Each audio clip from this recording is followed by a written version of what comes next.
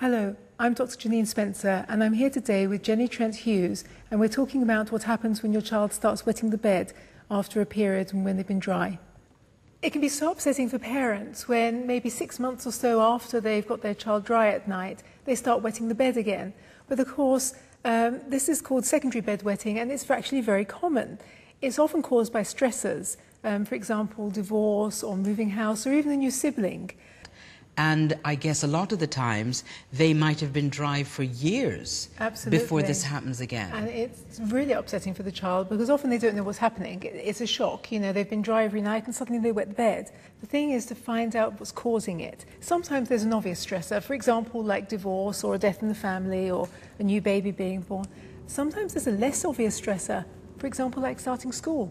You know, and it could be your first school or it could be moving house and starting school again. And it's very stressing for children because it's a new environment for them. Young children often think that they start school and then, you know, they go for one day and that's it. They come home and they think that's it, they're done with school, and then they have to go back again. There's some very good ways actually that you can introduce your child to school to try and prevent them getting so stressed about it. One is walking them around, you know, to the school, show them where they're going to be going, talk to them about whether they're going to be having lunch there or not. Talk to them about where the toilet is, not to be afraid to ask the teacher. What happens though with older children, of course, is that they have a whole load of friends, they move to a new school, maybe it's just their senior school, where at their junior school they were sort of the top of the heap. Now they're the bottom of the pile.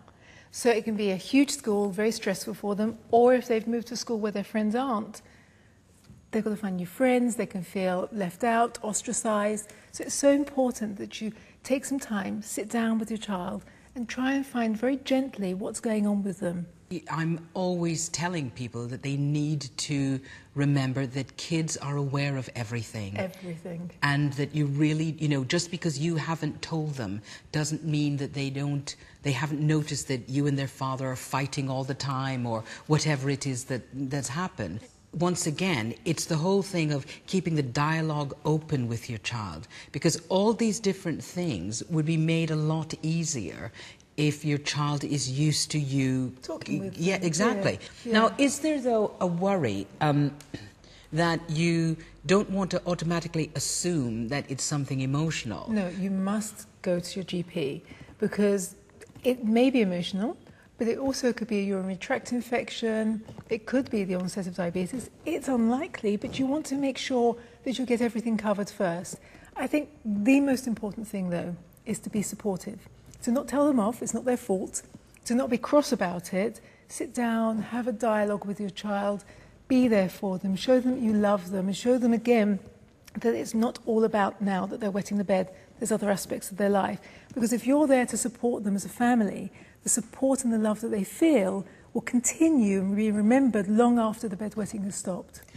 I've found a lot of the times when I'm dealing with families that if something has happened, like a bereavement or someone's very ill in the family, divorce, all those different types of life crises, sure, that there are books, there are wonderful, wonderful books. Because I find that sometimes reading a book with your child that is written for their specific age helps, because they also then feel that they're not going through it alone. No. Here's a story about little Jimmy who went through the same thing, and sometimes they can read that on their own or go through that on their own. Yeah. They have proof that, oh, this happened to someone else as well. And for stresses like that, there's a lot out there. But of course, for stresses like starting school or, you know, falling out with your friends or moving school, that's harder to point them to something. So just supporting them, just being with them, and maybe taking them on extra special outings, you know, to the cinema or the zoo.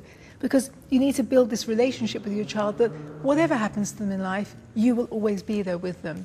And you can develop this close bond that will be remembered forever.